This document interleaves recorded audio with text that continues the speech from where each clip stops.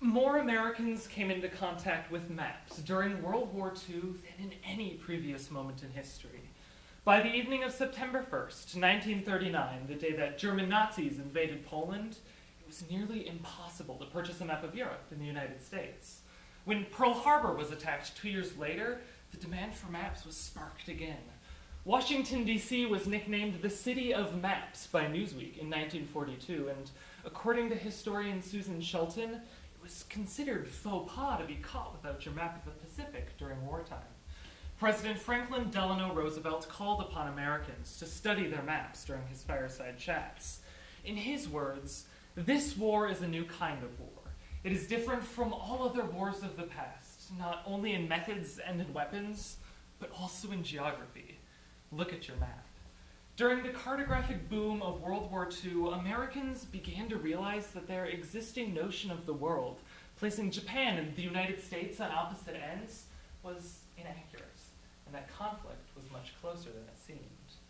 Now, if each of us sat down to draw a map of the world, our pictures are likely to look relatively similar. North America on the left, Asia on the right, and the Atlantic Ocean right up the middle. But have you ever wondered who decided that north was up? The globe itself does not demand any particular orientation. What if the world we knew today oriented south towards the top of the map? It's a strange picture, isn't it? And yet, early Egyptian maps depict the south as up, with the northern flow of the Nile appearing to run downhill with gravity. And early Chinese maps are oriented to the east, with the rising of the sun. The map as we know it is nothing more than a geographic tradition, and is no more right than any other map.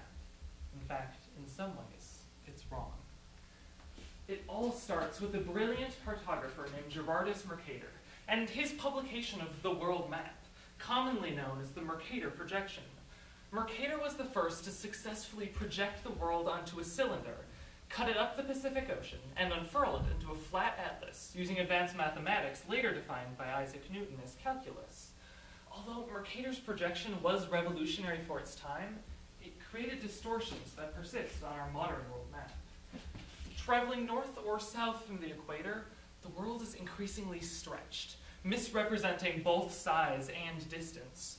For example, India is actually larger than Greenland, but on the Mercator projection, an inaccurate reversal of sizes is portrayed. Another issue with Mercator's projection is that it perpetuates biased ideas such as Eurocentrism and imperialism. This cluttered and elaborate portrait of the globe psychologically suited the era of colonialism. As European societies emerged as dominant world powers, it's understandable that out of the thousands of maps developed during this time, the Mercator projection would be chosen for its centralization and enlargement of Europe, the world's second smallest continent. This bias towards Mercator's projection would go unchallenged for centuries, but new ideas would arise as a result of technology and war. Now, war has invariably driven an obsession with geography, and World War II proved to be no different. The urgency of this war, coupled with the innovation of aeronautics, fed the demand for both more maps, but more importantly, it fed the demand for new maps. Although most Americans were familiar with Mercator projections of the globe hung in classrooms and living rooms across the nation, new cartographic methods were needed to portray actualities of distance, unlike the distortions of the Mercator projection. The innovator that would leave an indelible mark on the history of air-age cartography was not actually a mapmaker at all, nor is he a household name. He was an artist who stumbled upon maps by chance and despised the conventions of cartographers. Richard Eads Harrison dazzled readers of Fortune magazine throughout his career with his unique perspectives on geography, shattering the existing standards of the Mercator projection with sensational maps that became instant successes. Maps such as this one, published in 1941, which centrifuged the globe and focused on the North Pole, attempted to disprove the idea of an isolated America and to encourage American international involvement. By color-coding the belligerents in World War II, orange as allied and black as Axis, including Russia, which was considered a possible Axis at this time, Harrison presented a more immediate danger of the Axis powers to Americans, a danger that quite literally surrounded the nation. Over the next few years, Harrison would go on to publish best-selling collections of his cartographic art, featuring aerial perceptions of geography that toyed with both perspective and direction. Because of his work, Harrison was finally able to break up the cartographic logjam of standards and misconceptions that had defined maps since Mercator's innovation.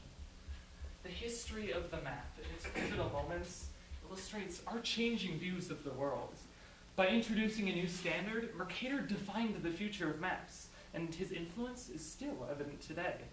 But Harrison, on the other hand, broke geopolitical boundaries set centuries before, and revolutionized the way we Americans see ourselves in a global context. Regardless of their differences, the two both understood that in redrawing the map of the world, they would also help to define the roles of the people who lived within it. Thank you.